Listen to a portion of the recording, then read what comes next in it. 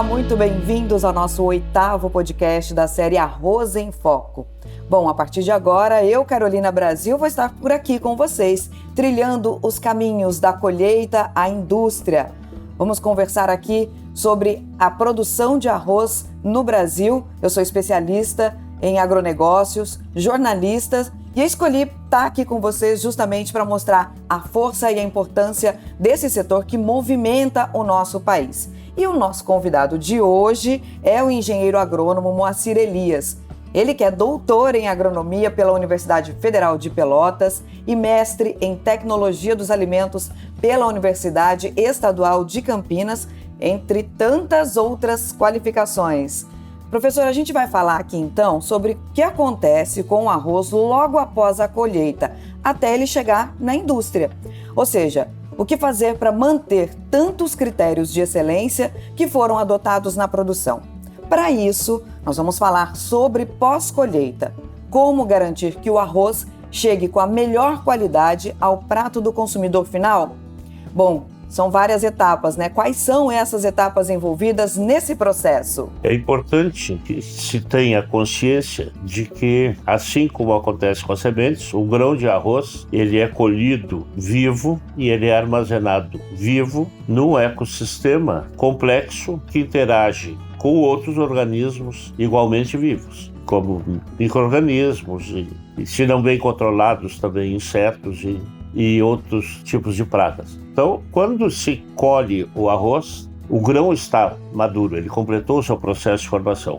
A planta, no entanto, ainda continua verde. Por isso que em algumas indústrias, em algumas regiões do país, as pessoas costumam falar o arroz verde, o arroz que chega da lavoura. A expressão correta é o arroz em condições de colheita, ou arroz com umidade e impurezas ainda presentes. E essas impurezas e essa umidade, elas aceleram o processo metabólico do grão, e se isso não for removido num tempo curto e de forma adequada, começa ali a alteração de qualidade. Então, o primeiro cuidado que o agricultor deve ter, colheu o arroz, é transportá-lo imediatamente, no menor tempo possível, para o local onde vai ocorrer a pré-limpeza e onde vai ocorrer a secagem, para reduzir as atividades metabólicas desse grão. Para isso tem que ter cuidado como manter o grão protegido tanto quanto possível da ação do sol, porque essa energia que a gente recebe de graça e que é ótima para uma série de coisas, inclusive para a produção do próprio grão e para a nossa vida, naquele momento ela é prejudicial, porque ela aumentando a temperatura desses grãos no próprio caminhão de carga ou num outro veículo que seja, vai acelerar esse metabolismo e o arroz já começa a perder qualidade. Isso a gente falando já na questão de pós-colheita, armazenamento, esse planejamento de transporte. Mas quando a gente fala já no grande desafio que é transportar essa produção, né? Tem várias etapas aí que vai desde lá da lavoura, depois ela segue para um pré-beneficiamento e depois o beneficiamento de fato na indústria, né? Já poderia falar para a gente um pouquinho sobre esse processo? Sim, sem dúvida. A regulagem dos equipamentos e dos materiais e dos instrumentais, ela é absolutamente fundamental. Tem que haver um bom treinamento do pessoal que trabalha nisso para evitar perdas. Vamos fazer o seguinte raciocínio. Até o momento da colheita, até o momento da maturação fisiológica e da maturação de campo, que a gente denomina quando colhe, o grão está formando as substâncias que depois nós vamos utilizar na alimentação. Os carboidratos, as proteínas, as gorduras, os minerais, as vitaminas, os compostos bioativos e assim por diante. Quando ele atingiu a maturidade, há um desligamento fisiológico da planta para o grão e para de ocorrer formação. A partir daí a gente não tem mais ganho de qualidade, a gente tem que se preocupar em preservar essa qualidade que já havia chegado. Para que isso aconteça, o tempo de transporte tem que ser, de preferência, não superior a 24 horas, ou seja, o arroz que for colhido ontem, ele deve hoje estar na unidade de secagem. Se não for possível fazer isso num tempo curto, o recomendável é que a unidade tenha sistema de resfriamento artificial. Existem empresas brasileiras que têm patentes, inclusive, desses processos. Existem várias pesquisas no nosso próprio laboratório de grãos, da Faculdade de Agronomia aqui da Universidade Federal de Pelotas. Temos uma série de pesquisas que direcionam para isso. Então, o primeiro cuidado é este: tempo curto e proteger de excesso de calor. E também os cuidados para que não ocorra perda por derramamento desse grão. Se as estradas não forem boas, e normalmente nos locais de produção a gente tem deficiências nessa área, quanto pior a estrada, maior é a perda.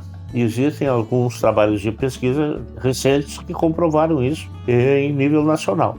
Pesquisamos isso daí no país inteiro. Nossa, professor, bem interessante. Chegado na unidade de pré-beneficiamento, e vamos deixar assim um conceito claro. Alguns grãos sofrem processamento industrial, outros beneficiamento industrial. Qual é a diferença? O que sofre processamento industrial há uma desintegração física e uma alteração desse grão, como por exemplo moer o trigo para fazer farinha, fazer a trituração do grão de soja para fazer extração de óleo. Já no arroz ocorre beneficiamento, porque o que é retirado do grão não provoca esse tipo de deformação. Então, no pré-beneficiamento é preparar para essa etapa lá na indústria. E isso inclui, primeiro, a pré-limpeza, a secagem, a limpeza desse grão, o armazenamento e toda a tecnologia necessária para conservar o grão enquanto ele está armazenado, porque ele é armazenado em casca e ele é armazenado vivo. Ele só vai deixar de ser vivo no processo industrial quando for removido o germe na hora do polimento do grão, para transformar o integral em arroz branco, por exemplo, ou na hora em que se vai parboilizar, que se coloca nos tanques de encharcamento e depois nas autoclaves ou nas estufas. E aí uma combinação de umidade e temperaturas altas inativam as enzimas e acabam matando o germe. A partir daí, ele deixa de ser um organismo vivo. Até então, o grão é um organismo vivo e precisa ser tratado assim. Nossa, e esse caminho, né, que sai lá da lavoura até chegar na indústria, precisa dessa atenção também do produtor, mas de quem está no meio desse processo, né, fazendo o transporte, que ainda é de responsabilidade, né, de quem saiu lá da lavoura. E isso também agrega mais qualidade, mais pagamento justo por conta desses benefícios ao longo desse processo? O sistema de precificação do arroz, ele é um sistema próprio e único até entre as grandes cadeias produtivas de grãos. Existem dois critérios básicos para a precificação. Um deles é o tipo, que isso depende dos defeitos, e eu explico em seguida como é que a gente pode agir sobre isso. E o outro é a integridade física.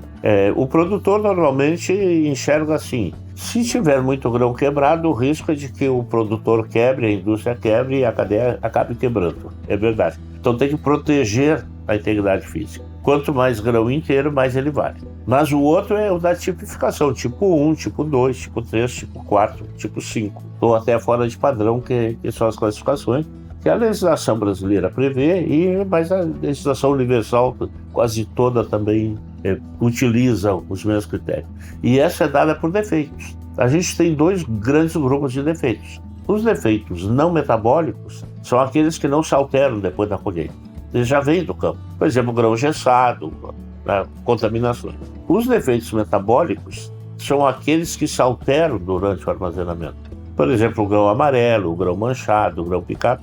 E isso vai alterar sabor, vai alterar odor, vai alterar brilho, vai alterar cor, ou seja, vai alterar tudo aquilo que os nossos órgãos de sentido, por isso é denominada análise sensorial, percebe, que o consumidor percebe no pacote, percebe na panela, percebe depois no prato. Mas além dessas alterações sensoriais, existe o consumo dos nutrientes, porque o próprio grão, para sobreviver, como ele não tem mais possibilidade de se alimentar pela planta, ele vai usar as substâncias de reserva que ele tem. Os micro-organismos, quando atacam, vão utilizar as substâncias de reserva que estão nos grãos, os insetos a mesma coisa. Então, um bom sistema de controle fitossanitário é fundamental. Por isso tem que ter acompanhamento de engenheiro agrônomo e utilizar com critério o receituário agronômico para fazer o sistema de controle sanitário, inclusive. Até completar o ciclo final, né? Que é chegar na mesa do consumidor, o prato precisa de ter e acompanhamento e cuidados de toda uma cadeia envolvida, né, professor? Perfeito. E o termo cadeia é absolutamente correto, mas ele é recente ainda em termos históricos. Ele é posterior aos anos 80, ou seja, a gente não chegou a meio século ainda de utilização e principalmente de percepção desses conceitos. Atualmente se deve até falar em cadeias, no plural, integradas, porque o produtor de arroz também é produtor de outros grãos e normalmente é produtor de pecuária, também dependendo da região e da dimensão. E é esse equilíbrio entre as cadeias que garantem a competitividade, que garantem a rentabilidade. E o arroz é um produto importantíssimo. Além de ser altamente produzido e consumido no mundo, o Brasil produz cerca de 10% além do arroz que consome. Ou seja, nós somos exportadores, porque fora o mundo asiático somos os maiores produtores. Os nossos resultados de pesquisa têm demonstrado que nós não devemos absolutamente nada em qualidade de arroz para nenhuma parte do mundo. Isso é sensacional, né? Você falar em qualidade, em servir isso em quantidade na mesa do brasileiro e expor isso, né, para todo mundo de que somos autossustentáveis nessa produção e manter essa resiliência, né, na produção desde o início, enfrentando safras, quebras de safras, desafios e ainda assim entregar um produto de altíssima qualidade, né, e numa indústria muito bem qualificada no país. É isso mesmo? Está correta a observação. É bom a gente falar com quem sabe. Se a gente perceber que nós temos um sistema de cadeia, ele é um sistema integrado, toda a cadeia tem que funcionar de forma adequada, porque é como se fossem elos de uma corrente. A força de uma cadeia, ela não está no elo mais forte, ela está no elo mais fraco, que é aquele primeiro que acaba, né, sofrendo e arrebentando assim por diante. E nós não tínhamos até pouco tempo esse conceito de cadeia. Por isso que o produtor muitas vezes enxergava assim, não, eu produzi, entreguei para o armazenista ou entreguei para a indústria, agora é o problema deles. O industrial transformava, beneficiava esse grão, entregava para o mercado. Então agora é o problema dele. E o mercado tentava conquistar o consumidor da maneira que pudesse. Isso hoje não é mais possível. Hoje, o consumidor é o que vai pagar todos os custos. E ele só vai pagar se ele tiver efetivamente qualidade. Então, na gestão de produção, é muito mais importante se fazer controle de perdas, de controle de custos, de controle de qualidade, do que efetivamente tentar aquilo que se chama de agregar valor. A gente agrega valor efetivamente não perdendo. E depois nas oportunidades de negócio, né? O produto tem variações de preço ao longo do tempo, tem variações no país e fora dele. E um dado importante, arroz e feijão é o típico prato da nossa cultura gastronômica. Cerca de 95% dos brasileiros consomem arroz pelo menos uma vez por dia e mais de 80% consomem feijão pelo menos uma vez por dia. E essa combinação, que é cultural, ela é nutricionalmente importante, porque ela compensa as deficiências, especialmente de lisina e metionina, que são dois aminoácidos que se complementam quando a gente mistura esses dois grãos. Sensacional! Que aula, meus amigos, que aula! Vão acompanhando aí o nosso podcast, que eu tive o prazer de conversar hoje com o professor Moacir Elias, e foi uma aula muito rica mesmo com a sua presença aqui, com diversos conteúdos. Já fica aqui a dica para a gente participar mais vezes, porque tem muita coisa interessante para falar sobre isso. Bom, eu já começo a me despedir aqui, deixo a palavra aberta já para o professor, mas antes eu faço um convite aqui para você que é produtor, para continuar acompanhando os nossos próximos episódios. Os nossos conteúdos vão te ajudar, sim, a ter uma colheita com um resultado cada vez melhor. E é só acompanhar aqui as nossas dicas.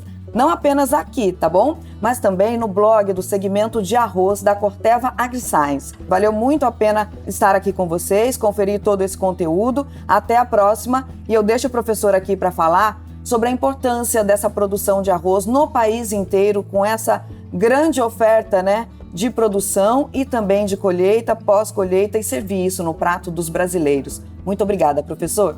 Eu que agradeço a oportunidade, cumprimento a empresa pela iniciativa de disseminar conhecimentos, isso é absolutamente fundamental. Sou profissional da área, professor universitário e pesquisador cerca de meio século, acompanho as evoluções e toda vez que a gente consegue fazer a informação chegar no usuário, isto é um benefício para todos, para a sociedade. O arroz é um dos alimentos de caráter mais democrático que se conhece. Inclusive, existe uma correlação inversa entre o percentual de arroz utilizado e a renda média do consumidor. E o arroz está nas comemorações também. A expressão arroz de festa nem sempre ela é pejorativa. O arroz na festa é muito bom. Então vamos aproveitar todos que a gente possa usufruir de uma indústria de alto risco. A produção agrícola é uma indústria a céu aberto, é uma indústria de alto risco. O consumidor, o cidadão urbano, nem sempre tem a possibilidade de compreender isso. O agricultor, ele coloca o seu trabalho, ele coloca o seu patrimônio, ele coloca a sua sustentabilidade em risco para nos alimentar. E nós somos cada vez mais pessoas nos meios urbanos e cada vez menos pessoas no meio rural para produzir. Temos que valorizar o agricultor, temos que valorizar toda a cadeia e temos que valorizar as empresas que conseguem desenvolver e transferir tecnologias para essa cadeia que é tão importante. Eu estou muito agradecido e fico à disposição.